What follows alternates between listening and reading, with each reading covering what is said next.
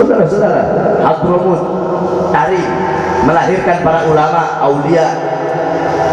Di Tarim orang-orang yang jualan di pasar, yang tukang dagang ikan asin, tukang dagang roti kering, mereka nggak boleh dagang di pasar kalau belum hatam 3 kali kitab Minhajul Talibinnya Al-Imam An-Nawawi. Itu yang dagang di pasar, belum ulamanya. Kenapa? Itu tidak terlepas dari pendidikan ibu-ibu mereka.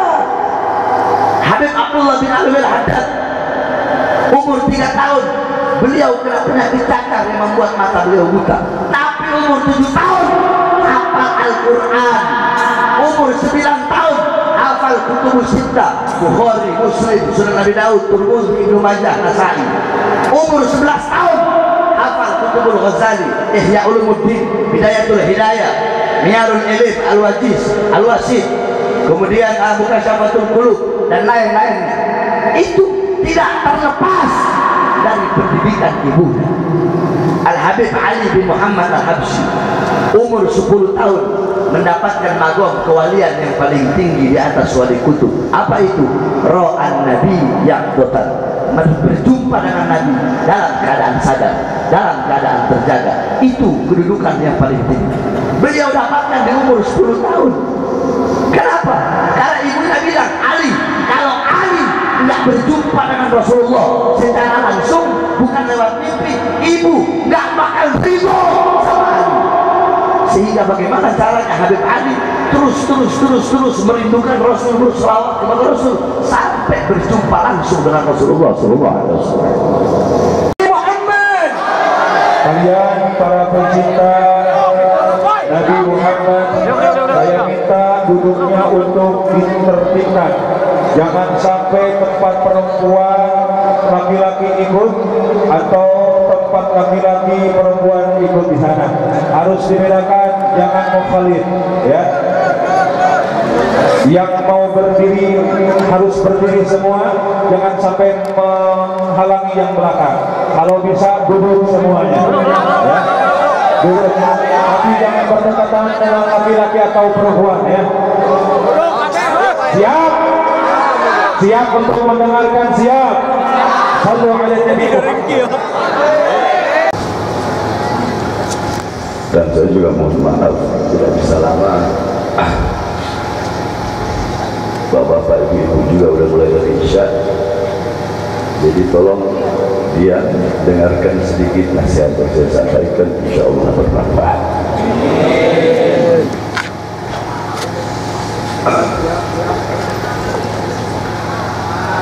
Assalamualaikum warahmatullahi wabarakatuh.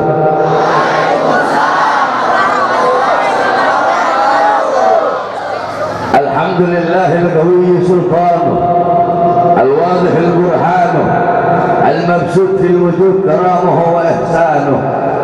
Allahumma salli wa sallim wa barik wa karrim wa addil ala nuril anwar wa sirril asrar wa tiryaki akhyar wa miftahi babil yasar sayyidina wa maulana محمد المختار وآله الأطهار وأصحابه الأخيار عدد نعم الله وإفضاله. أما بعد, yang saya cintai, yang saya muliakan, segenap para alim ulama, para habaib, para kiai, para asatid, para tokoh masyarakat, para sesepuh, para ajengan, para aparat pemerintah, wabil khusus mudir ma'had Jauharul Huda Al-Mansur, yaitu Kiai Haji Mansur beserta seluruh keluarga besar, para pengajar, para asatidah, para santri, para santriwati, yang saya cinta, yang saya muliakan, segenap panitia peringatan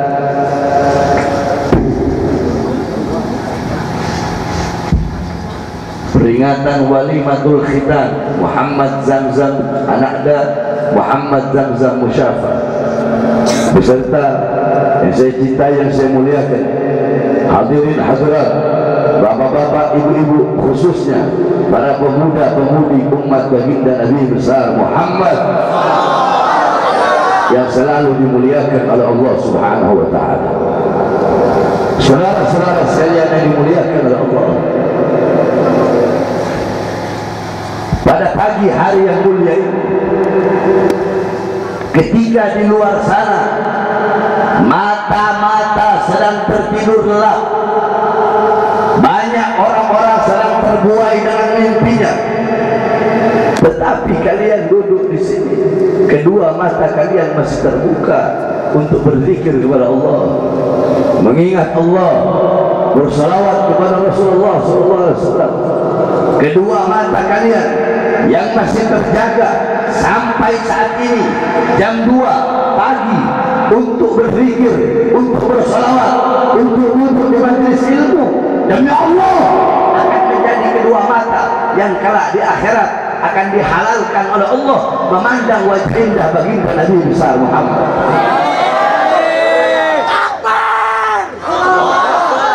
Saudara-saudara sekalian yang dimuliakan oleh Allah, ini tempat menjadi tempat turunnya rahmat, tempat turunnya berkat, tempat turunnya hidayah, tempat turunnya inayat. Kenapa? Karena kita duduk di sini bersalawat kepada Nabi, memuliakan Nabi, mengagungkan Nabi, memuji Nabi Muhammad. Saudara-saudara, jangan kalian pikir kalian duduk di sini memuliakan Nabi, Nabi butuh kalian memuliakannya. Tidak. Nabi Muhammad tidak butuh engkau memuliakannya. Nabi Muhammad tidak butuh engkau mengagungkannya. Nabi Muhammad tidak butuh engkau memujinya. Nabi Muhammad tidak butuh engkau bersalawat kepadanya. Tapi engkau yang butuh memuliakan Nabi Muhammad. Engkau yang butuh mengagungkan Nabi Muhammad. Engkau yang butuh memuji Nabi Muhammad. Engkau yang butuh bersalawat kepada Nabi Muhammad. Ma madahtu Muhammadan bi qasidati walakin madaha qasidati li Muhammadin. Aku tidak memuji Nabi dengan syairku, tetapi syairku yang menjadi terpuji karena telah memuji Nabi Muhammad. Aku tidak memuliakan Nabi dengan syairku, tapi syairku yang menjadi mulia karena telah memuliakan Nabi Muhammad. Kita duduk di sini pada malam hari ini menjadi mulia karena baginda Nabi besar Muhammad. Makkah menjadi kota yang mulia, kota yang agung, kota yang setiap hari turun 120 rahmat, 60 rahmat untuk orang yang sholat langsung menghadap Ka'bah, 40 rahmat untuk orang 60 rahmat untuk orang yang tawaf, 40 rahmat untuk orang yang sholat langsung menghadap Ka'bah, 20 rahmat untuk orang yang memandang Ka'bah.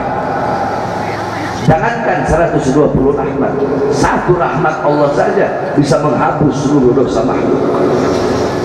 Makkah menjadi kota yang mulia, kota yang agung. Kenapa?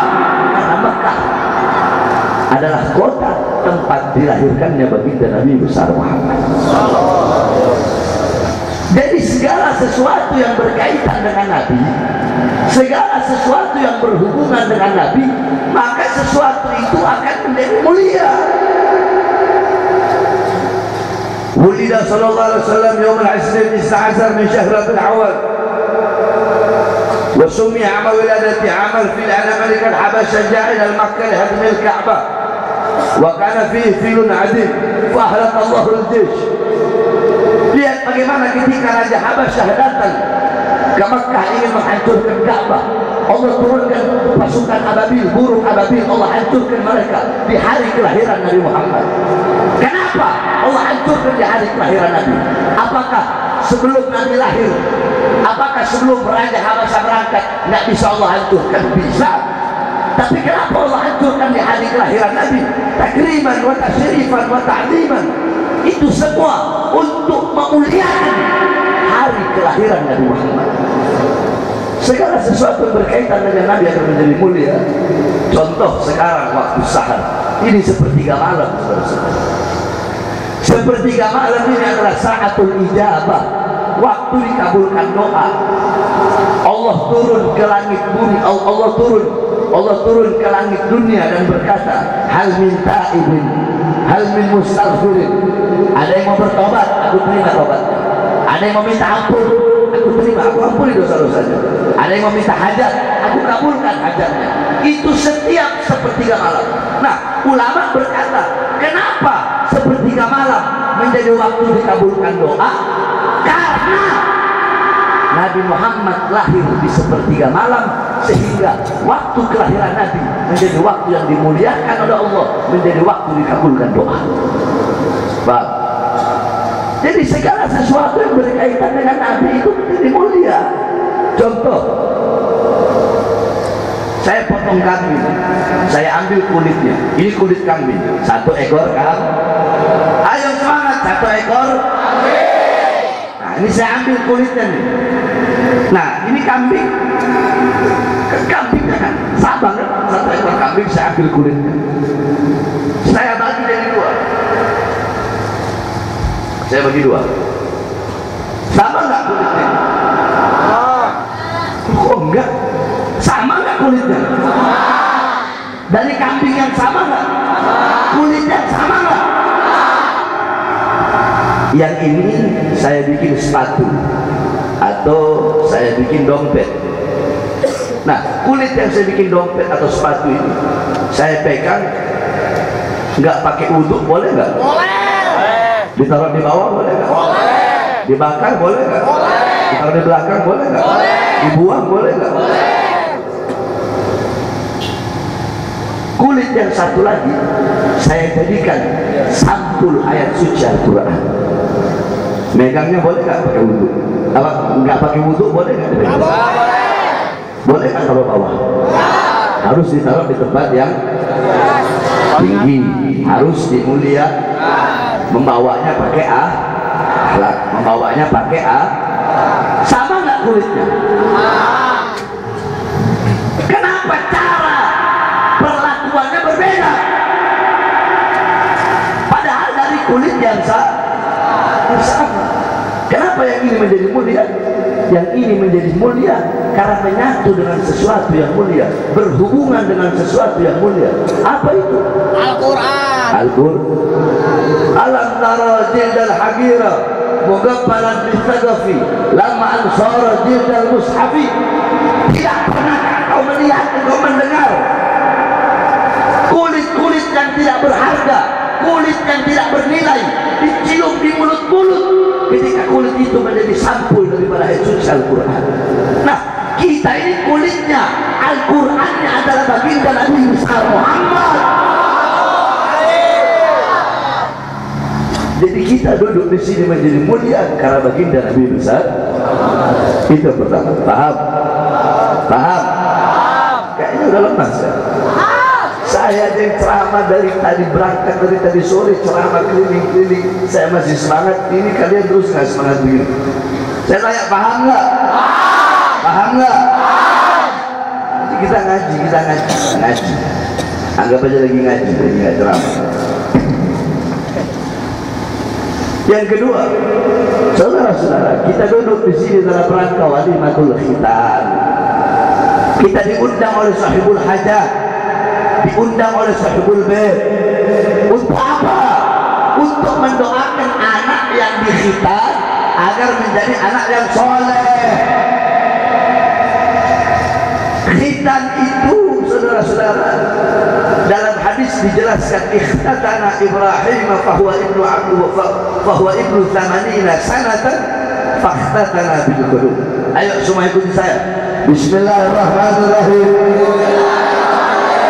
Kurang keras, kurang semangat. Bismillahirrahmanirrahim. Ikhtatana Ibrahim fahuwa ibnu thamanina sanatan fakhtatana bil qulub. Nabi Allah Ibrahim alaihi salam, beliau dikhitan pada umur 80 tahun dan beliau dikhitan menggunakan kapak. Jadi yang pertama kali khitan adalah Nabi Allah Ibrahim. Jadi khitan ini millahnya Nabi Allah Ibrahim, ajarannya Nabi Allah Ibrahim. Apa ajaran Nabi Ibrahim? Millata bareng-bareng, millata Ibrahim hanifan muslimah wa ma kana minal musyrikin. Ajaran Nabi Allah Ibrahim ajaran yang lurus, ajaran yang selamat, ajaran Islam, dan bukanlah ajaran yang menduakan Allah Subhanahu wa ta'ala. Nah, terus bagaimana dengan Nabi Muhammad? Ikuti saya. Wulida sallallahu alaihi wasallam makhulan makhtunan maktu asurrah. Wulida sallallahu alaihi wasallam makhulan makhtunan maktu asurrah. Nabi Muhammad sallallahu alaihi wasallam beliau lahir dalam keadaan bercela, dalam keadaan telah dikhitan, dan dalam keadaan telah putus tali pusarnya. Jadi Nabi Muhammad lahir beliau sudah dikhitan. Beda dengan nabi-nabi dan rasul yang lain. Tapi isyarat khitan telah ada dari zaman Nabi Adam alaihissalam. Coba perhatikan, ini yang saya sampaikan semuanya ini. Isyarat khitan telah ada di zaman Nabi Allah Adam. Nabi Allah Adam alaihissalam Allah turunkan di India dari surga, Allah turunkan ke bumi, tepatnya di India, di bawah kaki gunung Himalaya. Siti Hawa di Jeddah, Iblis di Basra. Selama 450 tahun Allah belum terima taubat Nabi Allah Adam alaihissalam. Padahal beliau maksum, Nabi maksum dan Rasul. Nabi Rasul itu maksum. Nah, Nabi Allah Adam nazar, ya Allah, kalau engkau terima taubatku, aku akan mengorbankan sebagian anggota tubuhku, aku korbankan untukmu, ya Allah. Akhirnya ketika di Mekah Allah terima taubat beliau. Allah berkata, wahai Adam, laksanakan nazarmu, yaitu korbankan sebagian anggota tubuhmu untuk apa itu? Kulfah, ujung kemaluan laki-laki. Nah, itulah. Jadi kalau khitan bagi laki-laki yang dikhitan adalah kulfah. Ini ilmu, bukan omong jorok. Kulfah ujungnya. Nah, kalau bagi perempuan yang dikhitan adalah badr. Apa? Badr. Jadi kalau laki-laki kulfah, kalau perempuan badr, sama ujung kemaluan. Tapi kalau bagi perempuan hukum mengkhitan, kalau motongnya kebanyakan itu hukumnya makruh. Kenapa? Karena bisa mengurangi syahwat dan hawa nafsu. Makanya coba lihat orang-orang barat, lihat perempuan-perempuan barat, perempuan-perempuan kafir yang gak disunat, nafsu mereka besar. Kenapa? Karena mereka gak disunat. Mereka main dengan laki-laki, bosan dengan laki-laki, mereka biseksual, main dengan perempuan, bosan dengan perempuan, dengan binatang. Kenapa? Karena enggak dikhitan. Nah, makanya kita duduk di sini untuk mendoakan anak yang dikhitan, anak kita yang dikhitan ini menjadi anak yang soleh, yang alim, yang adil, yang zahid, yang warek, yang bisa mengikuti milah Nabi Allah Ibrahim. Bagaimana milahnya Nabi Ibrahim? Ajarannya Nabi Allah Ibrahim alaihissalam. Nabi Allah Ibrahim alaihissalam menjadi kekasih Allah karena 3 perkara. Yang pertama, Nabi Ibrahim lebih memilih perintah Allah daripada perintah selain Allah. Ketika Allah perintahkan, wahai Ibrahim, sembelihlah Ismail untukku. Apakah Nabi Ibrahim berkata, ya Allah, kenapa kau memerintahkan aku untuk menyembelih anakku selama berpuluh-puluh tahun? Kenapa selama selama bertahun-tahun aku tidak punya anak. Ketika aku punya anak, lagi aku sayang, lagi aku cinta, terus engkau suruh aku sembelih. Apakah Nabi Ibrahim ngeluh begitu? Enggak. Ketika mendapatkan perintah untuk menyembelih Nabi Ismail, Nabi Ibrahim, sami'na wa ata'na. Saya dengar ya Allah dan saya laksanakan. Pergi Nabi Ibrahim ke anaknya, itu Nabi Ismail alaihissalam. Wahai anakku, semalam Tuhanku berkata kepadaku dan memerintahkanku untuk menyembelih seorang anak yang soleh, seorang anak yang taat kepada Allah.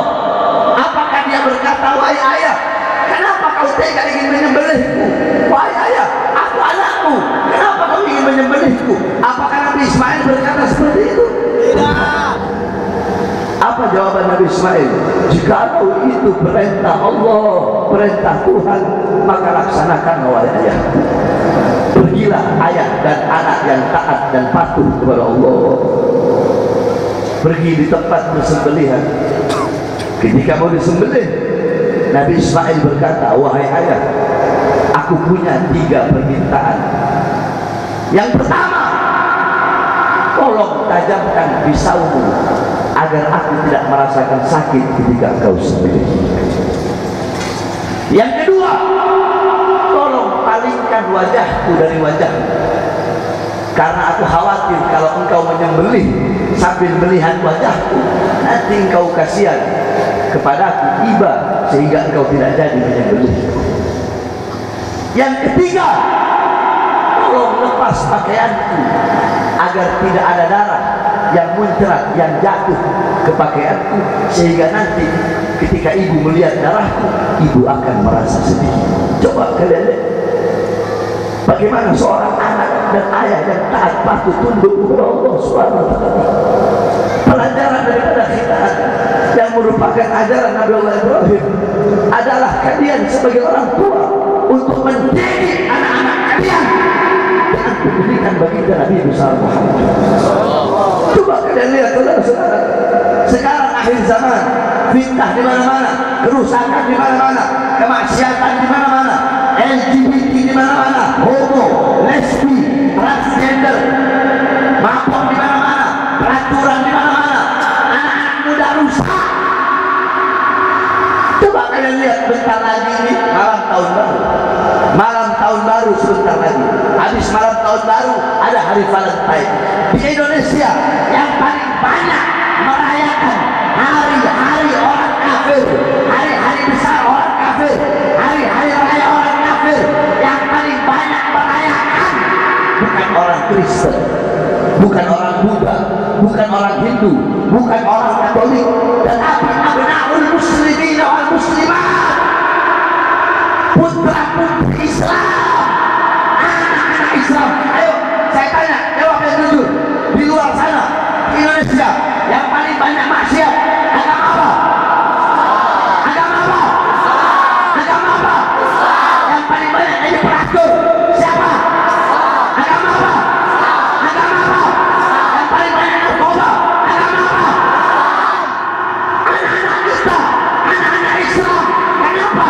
Karena kita sebagai orang tua lalai mendidik anak-anak kita dengan pendidikan dari Muhammad. Ini yang terjadi. Ini kenyataan.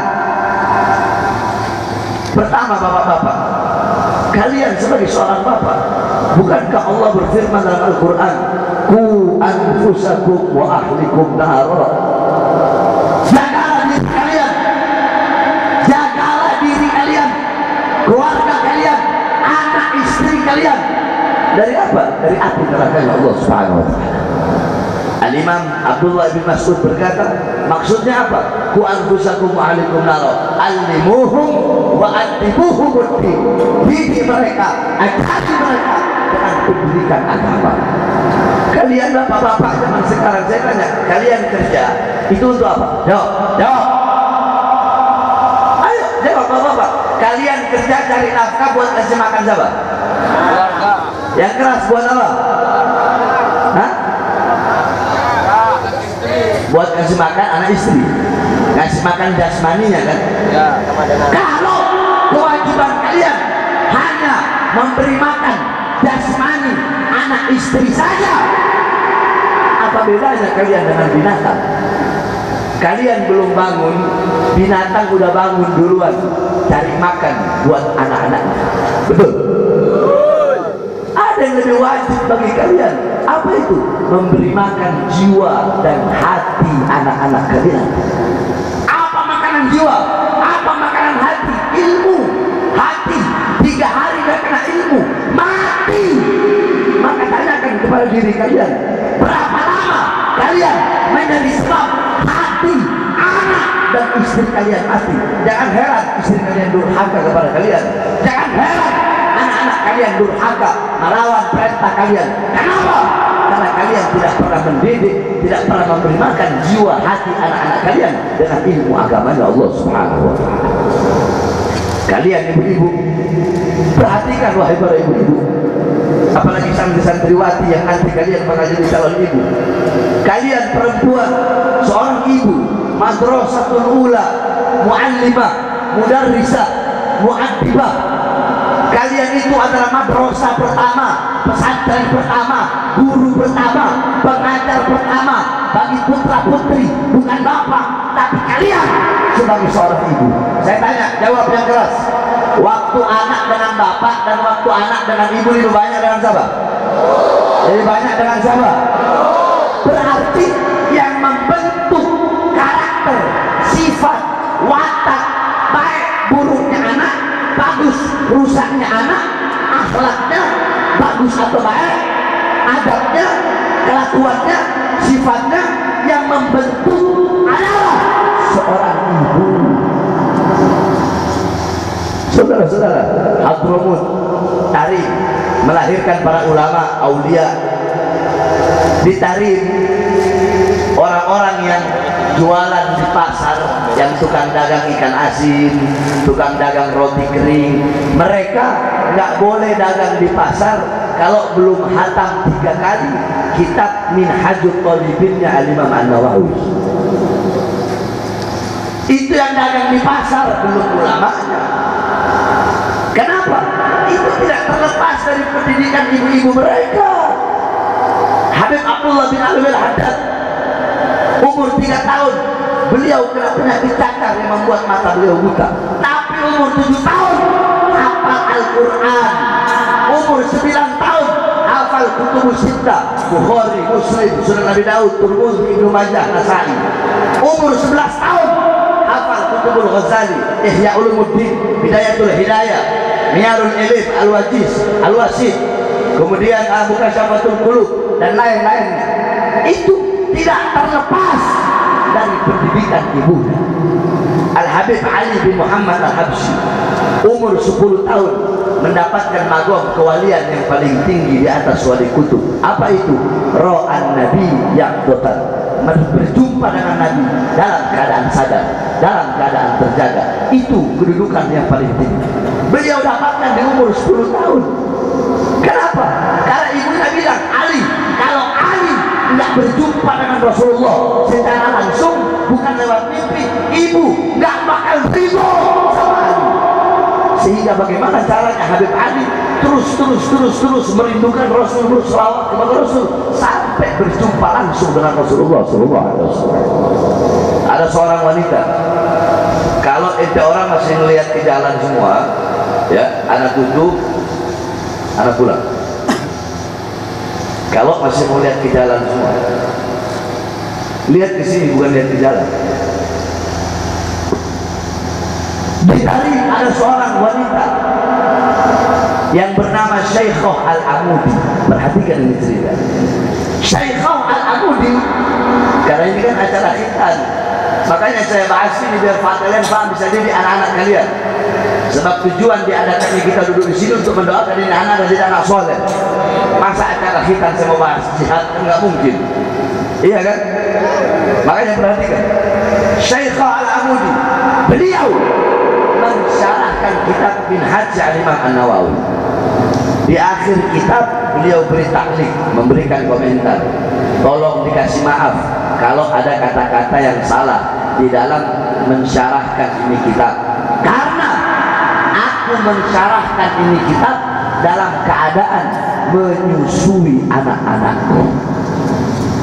Coba kalian bayangkan, perempuan di Hadramut nyusuin anak sambil nyarahin kitab. Ibu-ibu kalian zaman sekarang nyusuin anak sambil tiktokan, makanya anak kalian besar jadi joget tiktok semua. Anak-anak kalian sibuk pegang handphone, kalian biarkan. Saya tanya ibu, anak-anak ibu-ibu yang kecil, yang sedang, yang dewasa, lebih banyak pegang Quran atau pegang handphone? Jawab. Lebih banyak pegang apa? Kalian sebagai orang tua lalai mendidik anak-anak kalian. Ingat, kalian akan dimintai pertanggungjawaban oleh Allah kelak di akhirat. Oke lah, kalian orang tua ahli ibadah, kalian soleh soleha, abid abidah, alim alimah, muallim muallimah, orang tuanya soleh. Nanti di akhirat ketika kalian akan dimasukkan surga, datang anak kalian, anak kalian dimasukkan neraka. Anak kalian berkata, ya Allah, kenapa kau masukkan aku ke neraka sendiri? Aku jadi begini karena bapak ibuku tidak pernah mendidikku agama. Aku mabuk, dibiarkan. Aku melacur, dibiarkan. Orang tuaku tidak pernah mendidikku, tidak pernah menegurku, tidak pernah mengajarkanku Al-Quran. Aku buta Quran, buta Islam, buta syariat, nggak kenal Nabi Muhammad, nggak kenal sunnah, karena orang tuaku. Akhirnya apa? Yang tadinya orang tuanya bermasukkan surga, orang tua dan anak semuanya masuk ke dalam neraka Allah Subhanahu wa Ta'ala. Ibu-ibu, kalian tahu di mana letak lemari kalian, di mana letak kompor, dapur, kasur, kalian tahu semua di mana letaknya. Tapi kalian tidak tahu di mana letak anak-anak perempuan kalian ketika malam. Saya tanya ibu-ibu, jawab ya. Emas, intan, permata, berlian, apakah akan kalian taruh di luar rumah? Jawab. Tidak. Ditaruh di mana? Di mana? Di lemari. Dikunci atau kenapa? Kenapa kalian taruh di luar rumah? Hilang. Takut hilang. Dicuri orang, dirampas orang, dirampok orang. Emas, intan, perhiasan, uang, berlian, kalian kunci rapat-rapat agar tidak dilihat orang. Tapi kenapa anak-anak perempuan kalian umbar seperti binatang? Saya tanya, apa yang saya sampaikan terjadi nggak? Terjadi. Jawab, terjadi nggak? Terjadi. Terjadi nggak? Terjadi. Zaman sekarang ini. Makanya saudara-saudara sekalian, didik. Sekali lagi saya sampaikan, saya wasiatkan malam hari ini, didik betul-betul. Ini zaman akhir, zaman fitnah, di mana-mana kerusakan. Didik anak-anak kalian dengan pendidikan Nabi Muhammad. Jangan jauh dari ulama, jangan jauh dari orang-orang soleh, jangan jauh dari majelis taklim. Didik anak-anak kalian dari kecil dengan pendidikan Nabi Muhammad agar kelak di akhirat anak-anak kalian bisa menjadi celengan, tabungan yang membawa kalian masuk ke dalam surga Allah Subhanahu wa Ta'ala. Paham? Saya tanya, paham? Yang kedua, paham? Masalah khitan, paham ya? Paham? Terakhir,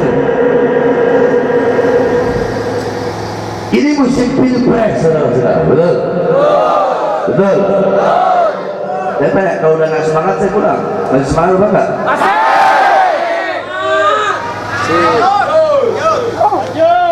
Udah mau jam 3 ini.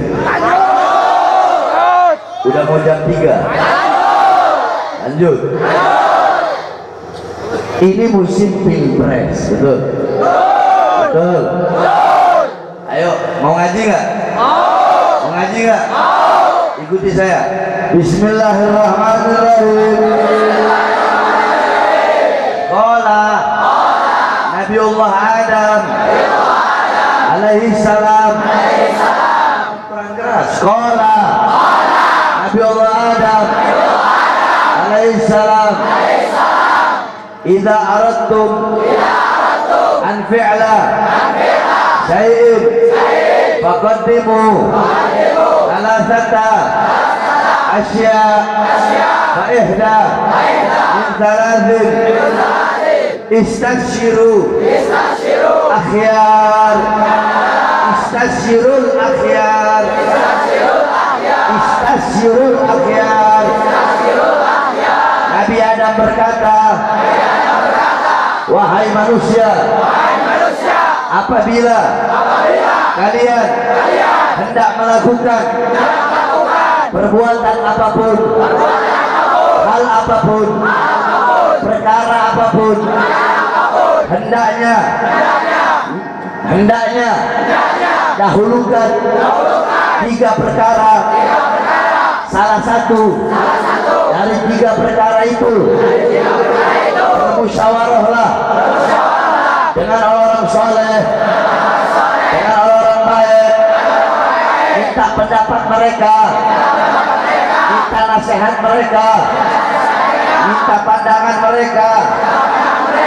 Karena jikalau dulu aku minta pendapat malaikat, minta nasihat malaikat dalam makan buah khuldi, maka malaikat akan memberikan pendapat agar jangan memakan buah khuldi tersebut. Jadi Nabi Adam mengajarkan kepada kita, kalau mau melakukan hal apapun harus minta nasihat ulama, minta pendapat ulama, minta pandangan ulama. Biar apa? Biar nggak tersesat. Betul. Ibu-ibu baru lahir anak, datang ke ajengan, datang ke ustaz, datang ke kiai, datang ke habib, ustaz, kiai, habib.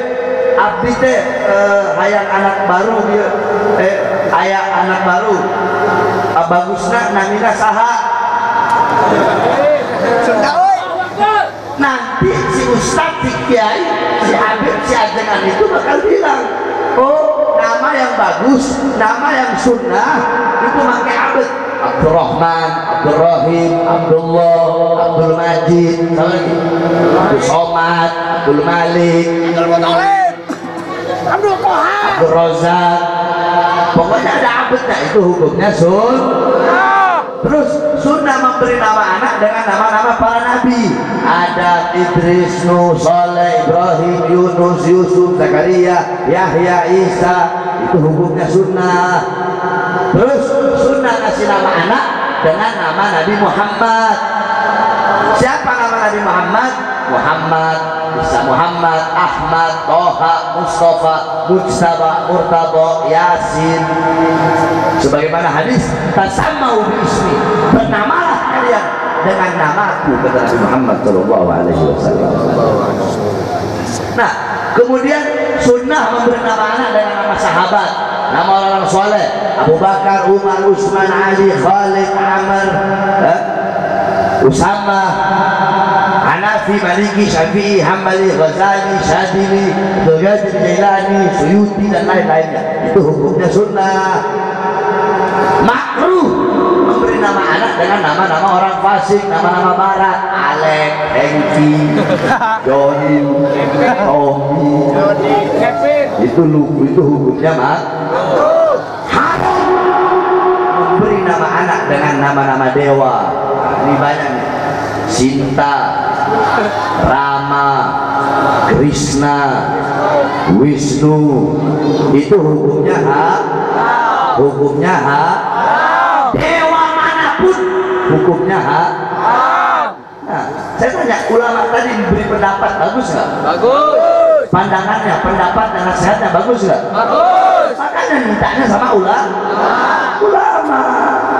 Ustaz, Kiai, Habib, saya mau nikah. Bagusnya hari apa? Sayyidul Ayyam, hari Jumat yang bagus. Bulannya bulan apa? Bulan Syawal, itu sunnah nikah bulan Syawal. Karena apa sunnah? Karena Nabi Muhammad dulu nikah sama Sayyidah Aisyah itu di bulan Syawal. Jadi minta pendapat ulama. Nah, dalam hal seperti itu saja minta pendapat ulama, apalagi dalam memilih pemimpin. Jadi harus minta nasihat ulama, harus minta pendapat para ulama. Nah kemarin kan kita habis istimewa ulama, udah dengar kan? Kemarin kita habis istimewa ulama, habis istimewa ulama. Di dalam istimewa ulama itu ada ahlul halli wal adri namanya. Aduh, saya kalau mau jelasin panjang. Ahlul halli wal adri itu intinya Dzu syauka wa satwa, Dzu syauka wa satwa, alladzi iltafan nas haulahum fil bilad minal ulama war ru'asa wa wujuhun nas. Nah intinya mereka yang bisa nanti bakal memilih. Jadi mereka ini orang-orang alim, tokoh-tokoh besar, orang yang berpengaruh. Nah, seumpama ada mereka yang bakal pilih nanti, seumpama ada 2 pilihan yang baik, 3 pilihan yang baik, 4 pilihan yang baik, 2-duanya baik, 3-tiganya baik, 4-empatnya baik, kan yang mungkin kita pilih 2-duanya. Betul? Nggak mungkin pilih 3-tiganya, nggak mungkin pilih 4-empatnya. Nah para ahlul halli wal adli di antara 2 yang baik, 3 baik, 4 yang baik, pasti mereka akan menyuruh umat untuk memilih yang paling baik. Nah terus kalau 2-duanya bangsat gimana? Capres ya. 2-duanya bangsat, 3-tiganya bangsat, 4-empatnya bangsat, pilih jangan? Pilih jangan? Pilih jangan? Salah. Makanya ngaji tetap harus milih. Kalau kalian nggak milih, nanti bisa jadi yang bakal jadi pemimpinnya adalah yang paling banyak kebangsatan dan keburukannya. Jadi kalau 2-duanya buruk, 3-tiganya buruk, 4-empatnya buruk, para ahlul halli wal adli mereka akan memilih yang paling ringan keburukannya. Paham? Paham nggak? Nah, makanya saya tanya semua masyarakat Ciamis, jawab yang keras. Nanti tahun 2024 siap ikut komando ulama? Siap ikut komando ulama? Kurang keras, kurang keras. Ayo, ulangi lagi. Masyarakat Panjalu di daerah mana? Di daerah mana? Panjalu. Tanding Taman. Panjalu. Saya tanya semua masyarakat Panjalu. Apa? Panjalu. Masyarakat Panjalu Ciamis 2024 besok dalam urusan capres siap ikut komando ulama? Siap ikut komando ulama? Siap ikut komando yang besar? Siap memilih dan memenangkan siapapun calon yang dipilih dari hasil istimewa ulama? Siap memenangkan?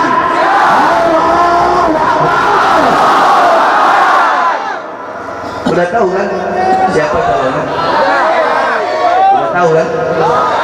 Nggak perlu saya sebut namanya sudah. Kalau udah tahu, ya. Belum. Insya Allah itu akan menjadi pemimpin yang terbaik.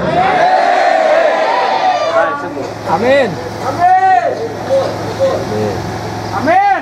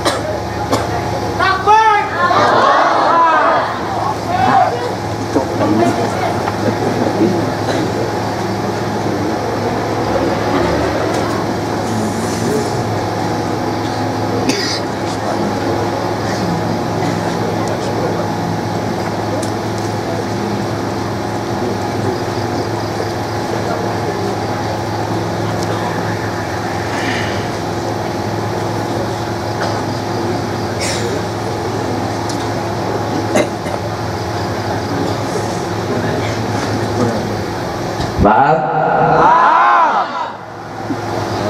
Jadi saya tanya, mau ikut siapa? Mau ikut ulama apa enggak? Ikut. Mau ikut ulama apa enggak? Ikut. Tapi ulamanya ada dua. Ada ulama lurus, ada ulama istiqomah, ada ulama anjing. Mau pilih yang mana? Lurus. Mau pilih yang mana? Lurus. Mau pilih yang mana? Lurus. Ada ulama yang mengeluarkan uangnya sendiri, mengeluarkan hartanya sendiri, mereka dakwah keliling kemana-mana untuk memenangkan capres tersebut. Ada satu lagi ulama, dia yang dikasih uang sama capres itu untuk keliling memenangkan si capres itu. Mau pilih mana? Ulama yang mengeluarkan uangnya sendiri atau yang dikasih uang sama capres? Berarti masyarakat sini pintar dulu. Sebab ada ulama-ulama anjing, bahkan bukan anjing, lebih anjing dari anjing. Kok bisa? Ya. Faqad khana Allah wa Rasul. Mereka khianat sama Allah. Mereka khianat sama Rasul. Anjing, kalian kasih makan itu anjing setia sama kalian. Ada ulama, Allah kasih anugerah ilmu, tetapi ilmunya alimun alladzi yaj'alu ilmahu tabi'an li ra'yil muluk. Ilmunya mereka jadikan untuk mengikuti kemauan para penguasa. Jadi penjilat pejabat, ulama biarlah. Pejabat maunya yang halal jadi haram. Umpama ini halal, ini perkara halal, tapi ini pejabat penguasa maunya yang halalnya jadi haram. Nanti ulama cari dalil agar yang halal ini jadi haram. Itu ulama yang lebih anjing. Ada perkara haram, si pejabat bilang, ayo dong Ustaz, Kiai, Habib, gimana caranya yang haram ini jadi halal? Contoh kayak riba. Oh udahlah, kita pakai alasan di maslahatil ummah.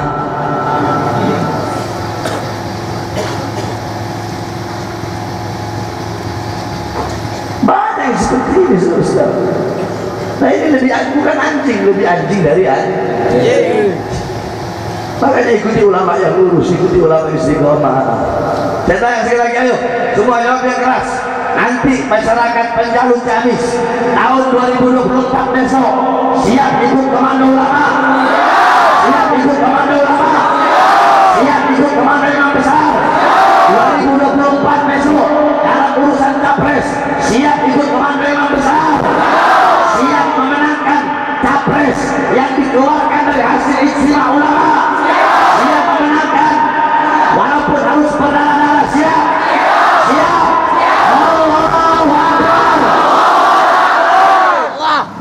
Sebab kenapa musim pemilu ini capres, calon presiden, calon gubernur, wali kota, atau calon dewan, apapun lah itu, mereka kalau lagi pencalonan begini mendadak jadi santri-santriwati terus.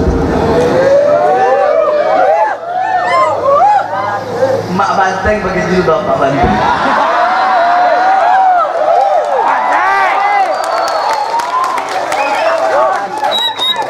Ya, istri-istrinya capres, istri-istrinya calon gubernur, istri-istrinya calon dewan, atau tim sukses perempuan-perempuan, oh pakai jilbab, datang majelis, datang ke masjid, datang ke musola, mendadak jadi santriwati. Namanya santriwati pemilu. Jadi takwanya, santriwatinya, jilbabnya cuma pas lagi pemilu doang. Begitu juga laki-lakinya pakai peci, pakai sarung, ada yang jadi bintang iklan wudhu, sowan ke ustaz, sowan ke kiai, sowan ke habib, minta doa, minta restu. Udah jadi hilang. Bener? Banyak nggak begitu? Banyak nggak? Ngomong, saya berjanji akan berbuat adil kepada rakyat, saya berjanji mensejahterakan rakyat, saya berjanji akan melayani rakyat, saya berjanji akan berbuat adil kepada rakyat. Saya berjanji nggak bakal makan gaji saya sebagai presiden, sebagai gubernur, sebagai wali kota. Bangsat, biadab, gaji presiden, gaji gubernur, gaji wali kota cuma berapa puluh juta. Iya, memang kalian nggak makan gaji kalian, tapi yang kalian makan ratusan triliun uang rakyat dan masyarakat. Betul. Saya berjanji akan memakmurkan rakyat, mensejahterakan rakyat. Biadab, kalian bohong, pendusta kalian, pembohong kalian, kalian bohong rakyat, kalian dustai rakyat. Yang susah tambah susah, yang kaya tambah kaya, pengangguran makin banyak. Kalian bohongi rakyat, kalian sengsarakan rakyat, kalian bikin rakyat mati kelaparan. Nelayan susah, para petani susah, kaum kecil susah, kaum buruh susah. Kalian beri mereka janji-janji palsu, angan-angan palsu. Biadab kalian. Yang makmur bukan rakyat, yang makmur investor-investor Cina. Yang sejahtera perusahaan-perusahaan asing. Kami bangsa, rakyat dan pribumi Indonesia, kami menjadi budak di negara kita sendiri. Kata Allah. Saya tanya, ketidakadilan seperti ini lawan apa biarkan? Kezaliman lawan apa biarkan? Kesewenang-wenangan lawan apa biarkan? Saudara-saudara, saya nggak mau tahu. Saya sudah capek, saya sudah muak, saya udah ada urusan lagi. Saya udah ada urusan, saya nggak peduli, saya capek, saya muak melihat ketidakadilan, melihat kesewenang-wenangan para pejabat dan aparat kepada rakyat dan masyarakat. Saya tidak peduli, saya mau dipidana lagi kek, mau dibunuh kek, mau dirasut kek, mau ditembak kek, saya tidak peduli. Saudara-saudara, untuk bangsa, untuk agama, penjara risiko yang paling kecil. Jangankan di penjara, untuk Islam, untuk umat, untuk bangsa, untuk negara, untuk rakyat, jangankan di penjara. Nyawa saya, jiwa saya, darah saya murah harganya, tumpah untuk bangsa dan rakyat Indonesia. Allahu Akbar. Indonesia merdeka. Merdeka. Merdeka.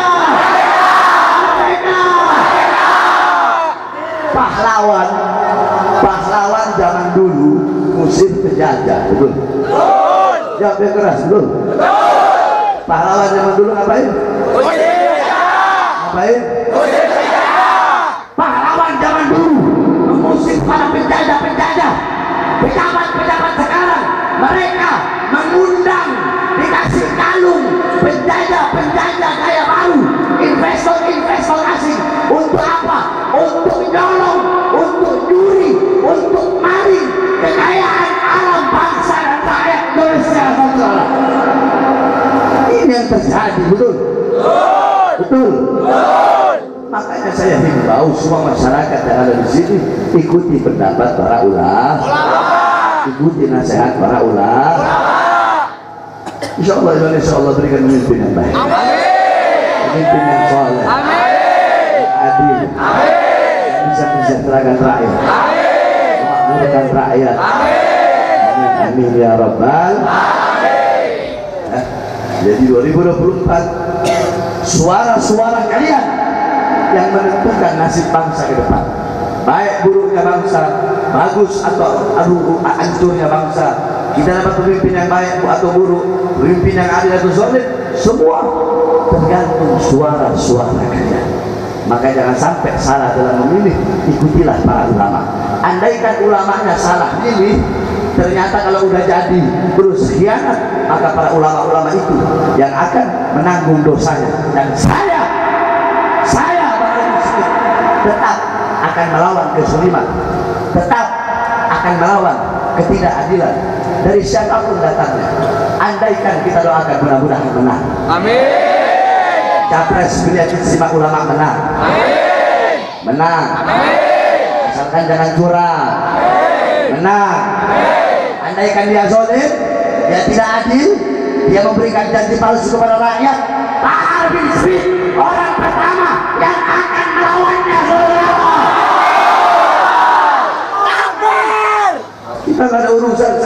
urusan pangkat, jabatan, kekuasaan, nggak ada urus.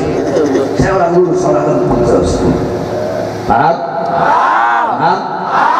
Baik. Terakhir kita doakan Kiai Mansur, mudah-mudahan Allah panjangkan umurnya. Allah sehatkan jasmani dan ruhani beliau. Allah permudah urusan dunia akhirat beliau. Allah kuatkan langkah kaki beliau dalam berdakwah di jalan Allah, mengajar santri dan santriwatinya. Amin ya rabbal. Terakhir sebelum saya tutup, saya lagi bikin pondok pesantren. Pondok pesantren saya salaf, nggak ada yayasan, nggak ada sekolah, murni salaf, ahlus sunnah wal jamaah. Semua kitab yang kami pelajari kitab kuning. Ilmu-ilmu yang saya ajarkan di sana, nahwu, shorof, i'rab, i'lal, insya, imla, balaghah, bayan, ma'ani, mantik, arud, syair, lughah, hadis, mustalah hadis, takhrij hadis, tarjih hadis, ilmu tarjih wa ta'dil, tafsir bil ma'thur, tafsir bil ra'yi, tafsir bil dirayah, muhadarah, munadharah, dan lain-lainnya. Banyak pelajaran, ada sekitar 34 pelajaran. Dan pondok pesantrennya gratis, nggak bayar. Kenapa gratis? Karena saya melihat banyak pondok pesantren sekarang masuk sekian puluh juta, sekian juta. Gimana nasib orang-orang miskin, susah, betul? Anaknya nggak bisa masuk pesantren, makanya saya bikin gratis. Cuma kalau masuk itu cuma bayar kitab. Kalau kitab saya juga yang nanggung, terlaluan. Udah makan saya nanggung, ngajar apa pondok-pondok lain, coba kalian lihat kayak gimana. Ini jadi apa namanya? Bukannya madrasah. Kitab-kitab bayar, jadi masuk itu bayar berapa gitu, sejuta berapa gitu. Itu untuk kitab-kitabnya mereka, untuk kasurnya dan untuk lemarinya. Itu aja modalnya. Selain itu setiap bulan seikhlasnya, orang tuanya mau ngirim berapa untuk nambah biaya dapur. Apa yang saya makan, itu yang santri saya makan. Kalau saya nggak makan, kita sama-sama kita nggak makan. Sampai pernah dulu, ini jadi cerita buat kalian semua. Insya Allah Allah terima amal saya. Saya dulu waktu lagi awal-awal bangun pesantren itu pakai bambu, cuma ada nasi, nggak ada lauk. Kita mikir gimana ini? Waktu itu anak-anak baru 40 orang. Sebab saya nggak bisa banyak sana. Ubit, itu ada jantung pisang. Emang bisa jantung pisang? Bisa, ya udah. Diambil di jantung pisang, dalam yang paling dalamnya itu, terus dicacat-cacat, kita pakai bambu, terus sudah kita taruh, terus ada uang 500 perak atau 1000 beli masako, kasih masako, kita makan itu apa tadi? Jantung pisang itu pakai nasi putih, makan pakai daun pisang batu-batu. Itu kenangan yang nggak akan pernah bisa saya lupakan. Saya bangun pondok saya pakai darah, pakai air mata, karena saya harapkan pesantren saya terima bantuan dari pemerintah. Saya nggak mau. Bukan berarti kalau ada pesantren terima bantuan salah, nggak salah. Justru pemerintah wajib bantu pondok pesantren, betul? Cuma itu ikhtiar, kehati-hatian saya. Saya nggak mau masuk uang pemerintah. Dan banyak ustadz, kiai, habib itu lurah, camat, bupati, wali kota, gubernur sini itu salah, kenapa nggak ditegur? Kita enak aja menegur. Kemarin pondok air mesti kasih beras 100 karung. Banyak kan itu? Banyak kan? Makanya pada malam hari ini saya harap semua yang hadir, bapak-bapak, ibu-ibu, khususnya kaum ibu-ibu, keluarkan hartanya di jalan Allah Subhanahu Wa Taala. Siap keluarkan harta? Ibu-ibu beli bedak 100.000 ada? Ada ya? 100.000. Bedak itu hancur nggak? Binasa nggak? Tapi kalau ngasih buat pesantren kekal nggak? Abadi nggak? Kalau untuk sesuatu yang hancur aja rela ngeluarin 100.000, masa untuk sesuatu yang abadi yang jadi amal jariah nggak rela ngeluarin? Hah? Berarti nggak punya akal itu namanya. Bang, ayo saya keluarkan harta. Panitia, anak-anak tolong pakai sorban, ya. Cukup 3 sorban cukup. Ya, nyalakan flash HP-nya. Apalnya Mars Pembela Rasulullah apal? Apal? Ayo, flashnya semua nyalakan. Flash HP nyalakan. Ada hadro nggak? Ada hadro. Nah ini yang cepet ya, yang cepet. Ayo semuanya. Prajurit pembela Rasulullah. Kita.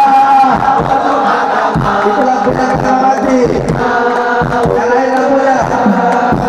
Satu karate, satu kaki kehidupan.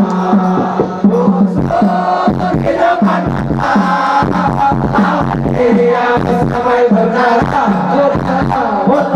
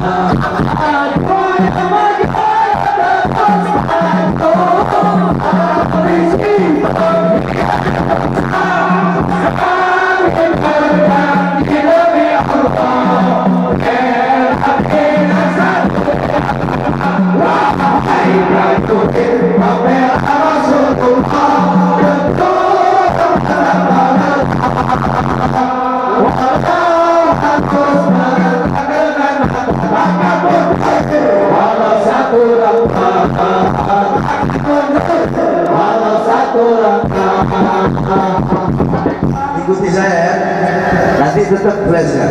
Wahai masyarakat Panjalu berjuang. Ya, benar. Ayo sama-sama. 1, 2, 3. Wahai masyarakat Panjalu. Wahai masyarakat Panjalu. 1, 2, 3. Wahai masyarakat Panjalu. Berjuang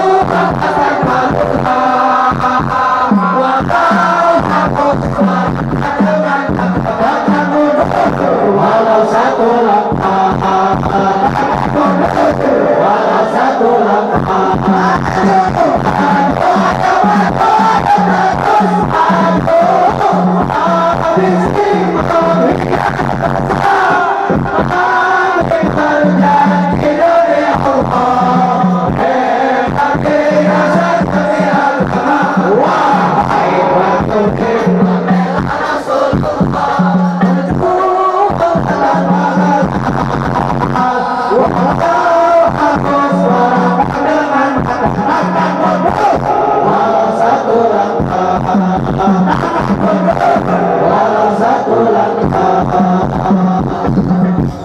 Sebelum saya tutup, karena ini banyak santri-santriwati, siapa yang bisa jawab pertanyaan saya kasih, saya punya pulpen.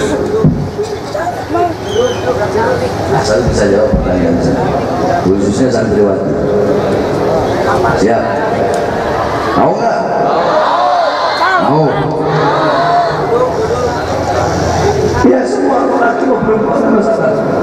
Asal bisa jawab.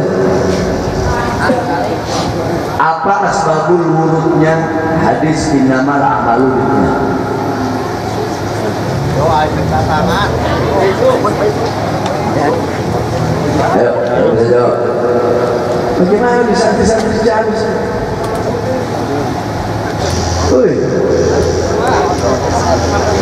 Asbabul wurudnya. Asal ada yang tahu, sabar. Ente, ayo. Udah dari situ aja.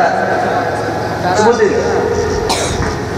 Asbabul wurudnya adalah ketika Rasulullah SAW berhijrah dari kota Makkah ke Madinah, dan salah satu dari sahabat Rasul yang berhijrah ada yang berniat bukan hijrah karena Allah dan karena Rasulnya, Tapi karena apa? tapi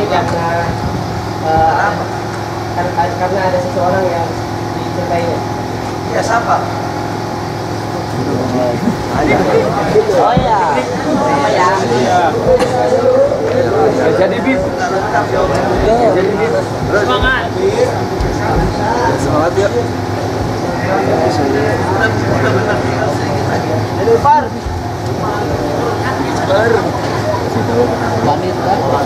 Anak ini, ada seorang lelaki yang berhijrah.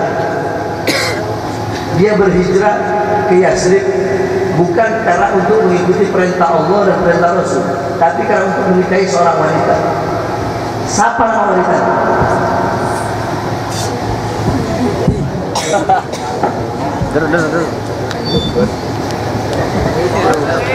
Ada yang tahu?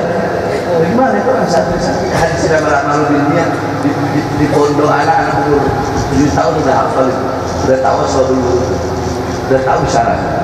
Nama wanitanya Ummu Qais. Makanya laki-laki itu diberi gelar muhajir Ummu Qais. Anda ganti pertanyaan, sudah lebih gampang. Jelasin, berikan satu contoh Naat Makut. Ayo, siapa? Santriwati.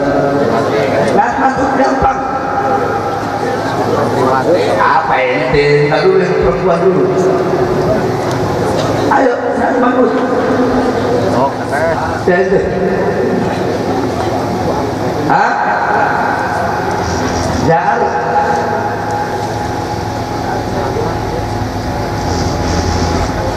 Naat Makut, berikan tamsilnya Naat Makut.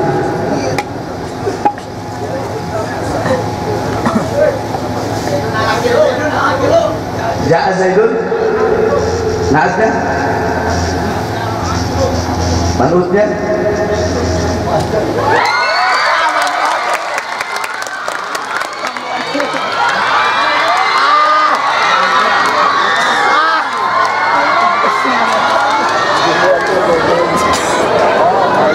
aja.